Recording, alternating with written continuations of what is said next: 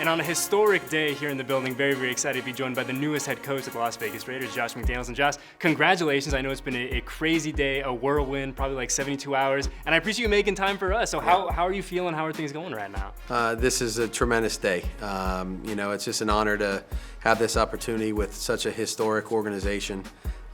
So impressed by Mr. Davis.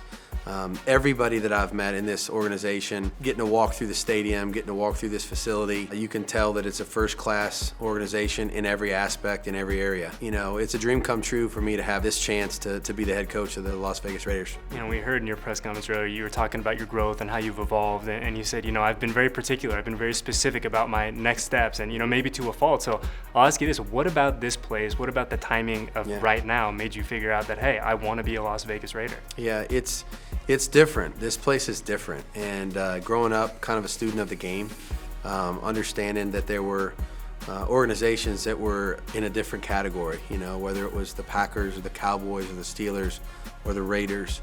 And they just carried a different tradition, a different history when you heard their name and they were mentioned. And so when I had the opportunity to come here and interview, it was an opportunity that I jumped at and I was really looking forward to. And the fact that 4 or 5 days later, I'm the head coach of the Raiders is just like I said, it's a dream come true. When you and Dave were speaking earlier this afternoon, one of the things I wrote down in big bold letters, and both of you said it, is the benefit of you guys speak the same language, right? You're not starting from square one in terms of this relationship, but on a very practical level, right? Tomorrow's February 1st. We are into the off season. Yeah. What is the value of being able to have that relationship, understanding the way that you guys communicate now in terms of building a roster as we head through into the offseason and ultimately training camp? Yeah, look, everything is time sensitive in the NFL. I mean, there's always something, there's a deadline, there's something coming up that you're going to work towards and that you have to finish before. And so for Dave and I to already have that relationship, that's important, number one. Number two, to speak some of the same terminology and language and understand what we're trying to build here, what we're looking for in players, how we want to put this thing together in the vision that we have to try to be a competitive team that's competing for championships year after year. We don't have to go through that getting to know each other process.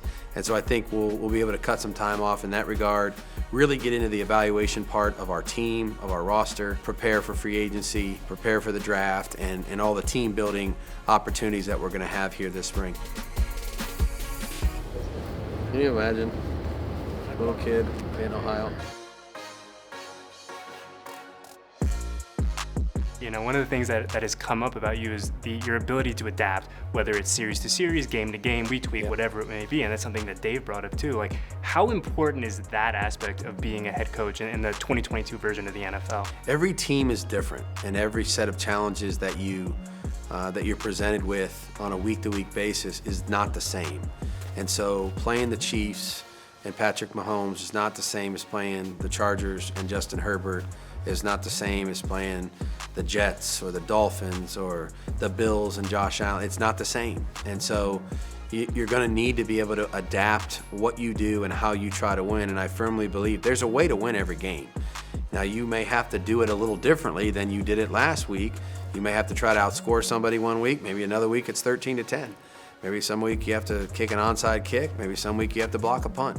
But there's a way to go about that, and part of that is the adaptability that you have as a staff, you have as coaches, and that your players have, that they can adapt and understand the goal each week, and how we got to play this game in order to beat this opponent. You mentioned during your press conference that you had a chance to speak with Derek Carr yesterday.